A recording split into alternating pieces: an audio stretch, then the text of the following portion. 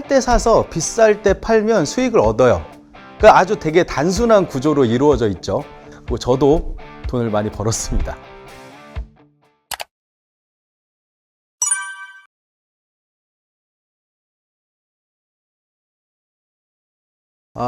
일단은 기초적인 부분을 오늘 말씀을 드려야 되니까, 달러 투자를 제가 쉽다라고 말씀드리는 게, 첫 번째가 투자 종목이 정해져 있기 때문에 그냥 달러만 보고 투자를 하시면 된다라는 거고, 이제 어떻게 투자해야 되는 부분을 이제 넘어가서 말씀을 드린다면은, 쌀 때 사서 비싸게 팔면 돼요.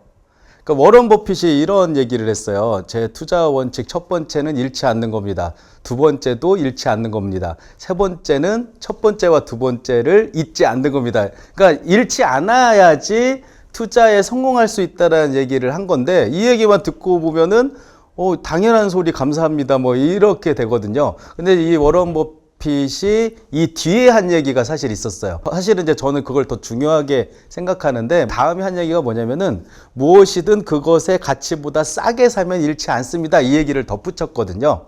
그러니까 달러 투자도 마찬가지인 게, 쌀 때 사서 비쌀 때 팔면 수익을 얻어요. 그러니까 아주 되게 단순한 구조로 이루어져 있죠. 그래서 여러분들이 그 달러의 가격이라고 한다고 보면은, 환율이라는 얘기는 많이 들어보셨을 거예요. 우리가 이제 여행을 갈 때 환전이라는 걸 하잖아요. 그러니까 만약에 이제 미국에 여행을 가게 되면은 달러를 사야겠죠. 그 달러를 사는 개념, 그러니까 달러를 매수한다라고 할 수 있는 거죠. 내 원화를 가지고 달러를 매수한다. 그런데 이거는 이제 교환의 개념이 들어가요. 환전이 뭔가를 바꾼다라는 어떤 그런 느낌이 나잖아요. 그래서 원화를 달러로 바꾸는 걸 환전이라고 하고, 또 여행 갔다가 돌아와가지고 재환전을 하기도 하잖아요. 이 재환전을 할 때도 달러를 원화로 바꾸는 과정이기는 한데, 투자의 입장에서는 매도를 한다라고 할 수 있어요. 그러니까 달러를 매도하는 게 재환전이다 라고 이해하시면 돼요. 근데 여기서 이제 앞으로 제가 소개해드릴 아주 중요한 개념 중에 하나가, 여기서 여러분들이 좀 짚고 넘어가셨으면 좋겠는 게, 달러의 매수는 환전이라고 했고 달러의 매도는 재환전이라고 말씀드렸잖아요. 근데 이게 교환을 하는 거기 때문에, 원화가 있었던 게 달러로 바뀌잖아요. 그러면은 원화가 없어졌죠. 그거는 원화를 매도했다라고 볼 수 있는 거예요. 그래서 내가 환전을 하면 두 가지의 상황이 펼쳐지는 거예요. 달러를 매수한 게 되고 원화는 매도한 게 되는 거예요. 또 재환전을 또 말씀드리면, 달러를 내가 팔았죠. 팔고 나면은 결과적으로 원화가 생기죠. 그 원화를 매수한 게 되는 거죠. 그래서 우리가 보통 뭐 물건을 살 때는 해당 대상만 보고서 그것을 산다, 판다, 뭐 이렇게만 보면 되는 거잖아요. 그러니까 만약에 내가 사과를 산다라고 했을 때, 그 사과의 가격이 1,000원일 때 사서 2,000원일 때 팔면 돈을 벌 수 있잖아요. 마찬가지로 달러도 어떤 이제 달러의 가치라고 표현하는 게 좋겠어요. 왜냐하면 계속 가치가 변하니까. 달러를 가치가 쌀 때 사서 가치가 비쌀 때 팔면 되는데, 달러의 가치하고 가격 간에 보통 아까 말씀드렸던 사과하고 다른 어떤 구조가 나오는 게, 내가 가지고 있는 원화의 가치도 계속 달라져요. 그래서 이 원화의 가치와 달러의 가치가 계속 왔다 갔다 하면서 그걸 교환하는 비율을 바로 환율이라고 불러요.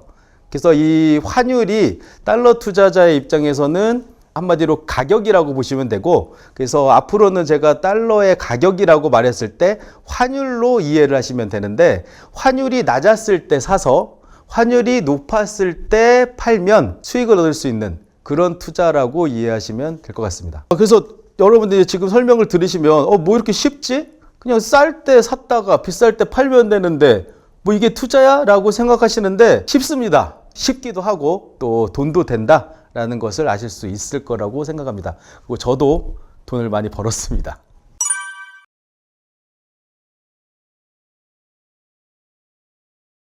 여러분들이 은행에 가시면은 이렇게 전광판 같은데 뭐 살 때 가격, 팔 때 가격, 송금할 때 가격, 뭐 이렇게 되게 복잡하게 이렇게 돼 있는 거 보실 수 있으실 거예요. 근데 그게 거래 비용이라고 아까 잠깐 말씀드렸는데, 환전 수수료가 포함된 가격이라고 보시면 돼요.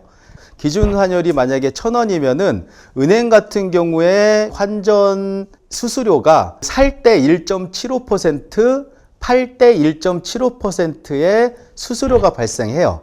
1,000원의 달러를 사려면 17.5원을 더 주고 사야 되는 거예요. 그리고 팔 때는 17.5원을 덜 받고 팔아야 되는 거예요.